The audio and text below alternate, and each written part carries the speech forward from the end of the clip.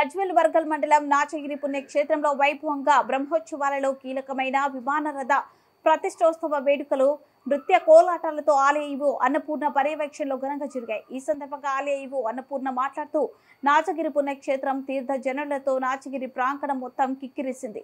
ఆలయ సత్రాలు, అతిథి గృహాలు భక్తులతో నిండిపోయాయి. క్షేత్రం నలుగురు దిశలో గూడారాలు కొలువు తీరాయి. లక్ష్మీ నరసింహుని దివ్య విమాన రథోత్సవ ఊరేగింపు వీక్షించేందుకు పలు రాష్ట్రాల నుండి వివిధ ప్రాంతాల నుండి భక్తజనం పోటెత్తింది. ఆలయ ప్రాంగణంలో విమాన రథానికి విశేష అలంకరణ చేశారు.